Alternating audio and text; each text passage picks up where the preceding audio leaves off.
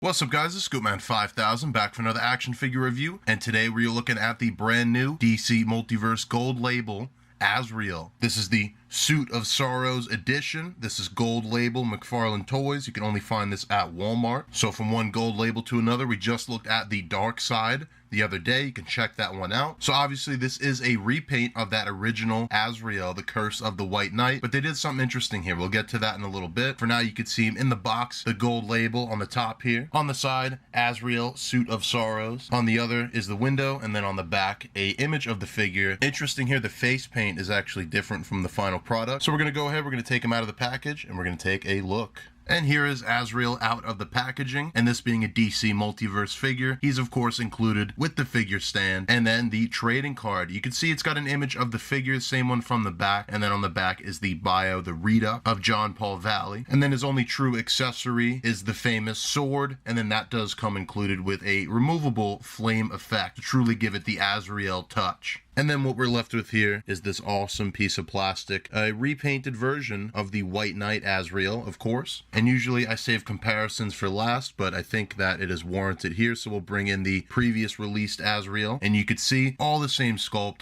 not an original part on this new one. That being said, two very different looking pieces. I actually don't know which one I liked better. I'm leaning towards the new one, but there's things to like about the original. There's a lot of paint hits that we don't have on the new one. And of course, that's to do with the design they're taking from, but if you look at this little jewel here on the armor, you got the cross hanging from his loin there. You don't have any paint on that one. So right away, certain details are better on this one, and that makes sense. This was made as a White Knight Azrael, so the White Knight paint scheme is gonna go better. When they get to this new one, they have to take the White Knight figure, but give it this Suit of Sorrows coat of paint. And it's interesting because this has nothing to do with that White Knight story. I did some research and tried to find the most closest resemblance to this costume. This is kind of just a classic Azrael look, but to me, this definitely looks like Battle for the Cowl from 2009. There's also an Azrael comic miniseries that comes out later that year, which is close to this design, but not exactly. You could also say this is similar to the Arkham look, but Azrael is somebody whose suit kind of changes all the time. He's not really had a consistent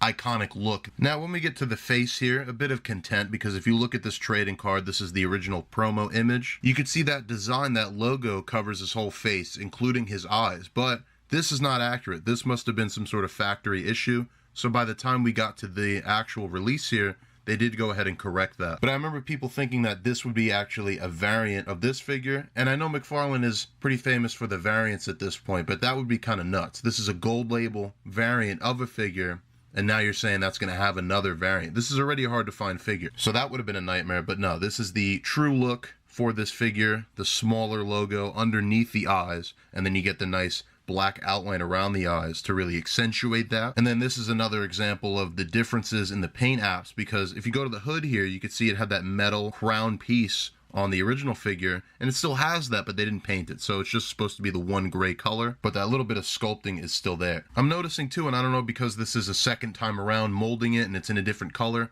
but the cape, these big frills in the back here, it's not so bad on this side, but looks a little sloppy. You can see kind of, almost looks like you need to sand this down, just a little rough on the edges here. These are still cool pieces, and they still have some nice, weight to them. They kind of move around, but a bit rough on the edges. But if anything, this new paint job, this new coat of paint with the white and the silver, makes you appreciate a lot of the sculpting that went into it, the layers of clothing that he's got here, the frills on the shoulders, leading into what looks like some metal armor this time. And that's another design difference. This is more of a metal look, whereas on the original, it was still red cloth down here, and the only armored bits were the gauntlets here, which you can see are still strapped on by some brown belts separating the colors there.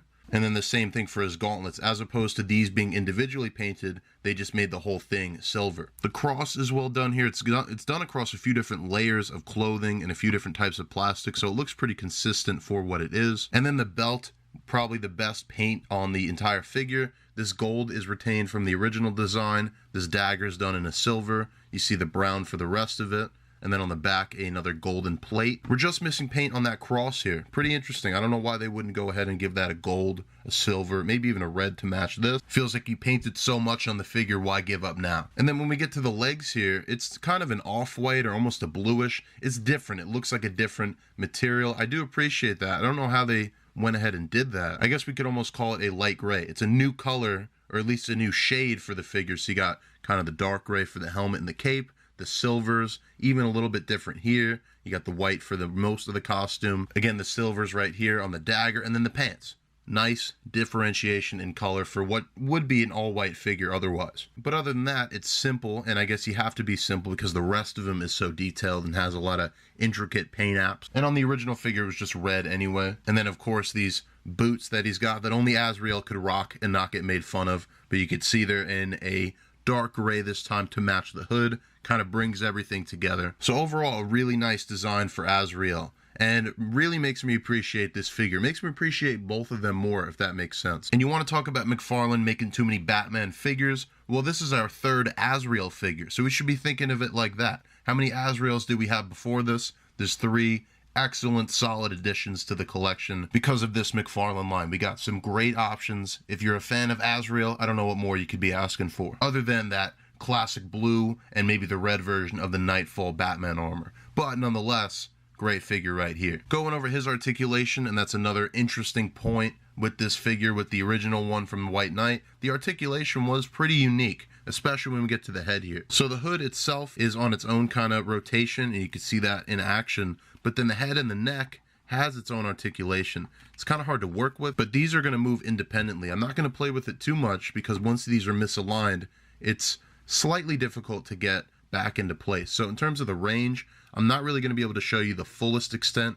You can see he can bury his head pretty far. That's a result of this whole entire upper torso being hollow. The head starts to look up, and you can see where the neck gaps right there. And then it's a pretty decent side-to-side tilt. It can do a lot more than this, but I don't want to kind of misalign it like I said. The torso is interesting as well. The ab joint is right down here. There's a ball, and they're both pretty close together, so all the movement's happening in one small area, but he can look back pretty far, so you can see that much, and then forward is that far, and then pretty excellent tilt actually for a McFarlane figure. So plenty of motion in that aspect. Going to the shoulders here, they are the same, but this one might be slightly hindered by the armor. But you can see the nice big butterfly ball that's in there. Shoulders moving up past 90 degrees.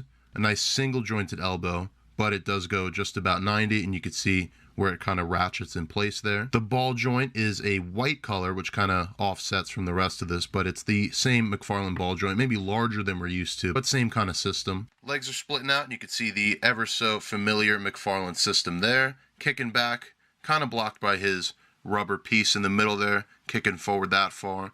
Out that much, all the way past 90. Double jointed knee goes all the way back with ease, and then the ball joint and rotation at the foot, as well as the toe hinge, which is pretty stiff. So overall, a decent amount of articulation on this figure, more than I think it leads on when you look at him because of his unique kind of shape and his stylization. But that being said, he does move about as much as you need him to. With that, we're going to go ahead, we're going to try to get him to stand properly, which is sort of a problem on this figure. That looks about good. We're going to go ahead and let's do some comparison.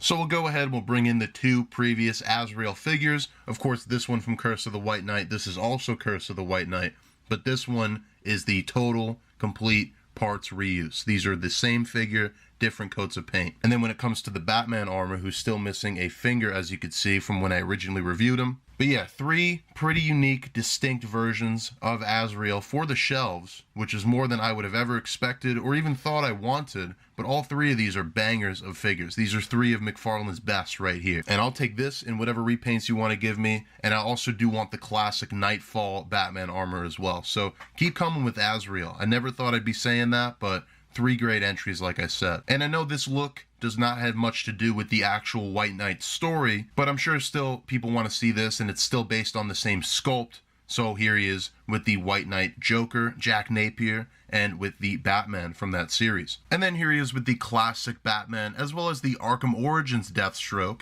And I do like how this looks too. Like I said before, Azrael is a big part of those Arkham games. He's pretty much in all of them. So if you want to see how that looks with your Arkham verse, I like how that looks. And then here he is with some Nightwing figures. Here he is with the classic version and then the Joker version. I brought this one in because these two kind of have something in common. They're both based on pretty obscure designs from like 10 years ago in comics. And in terms of McFarlane DC Multiverse, they're kind of the outliers. Comics that we don't have other figures from, if that makes any sense. And then here he is with some other characters from that same story, which is the Red Hood Jason Todd and Damian Wayne Robin. And overall, that does do it for the Suit of Sorrows Gold Label Azrael. If this never got made, I wouldn't have asked for it, but I'm glad that it exists, if that makes any sense. A great addition to the shelf. Now, of course, like I said, this is the third Azrael. Do you need 3 Azrael figures? I guess not if you're not a completist with this DC line, but maybe if you just want one, this might be the way to go. I think it's a more classic,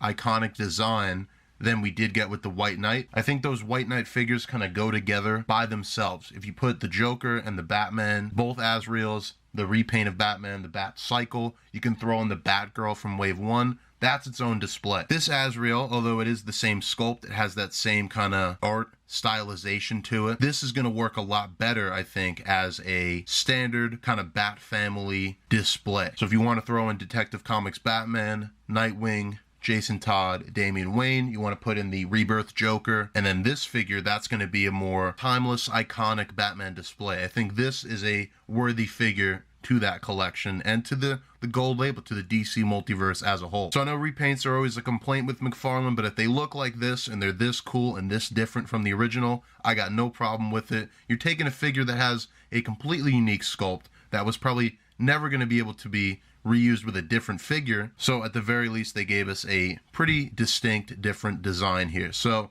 I don't know which one I like more, like I said, but I think I'm leaning towards this guy. As always, I'm going to take some pictures. I'll leave them at the end of this video, as well as on my Instagram, scoopman_5000. Recently, I've reviewed the Justice League movie Dark Side and Superman. You can take a look at those on the channel. I got tons of other McFarlane DC figures over there in the archives, as well as Ninja Turtles, Marvel Legends, WWE, AEW, everything in between. And in terms of McFarlane, I am going to be looking at those Spawn figures very soon, so you're going to want to stay tuned for that.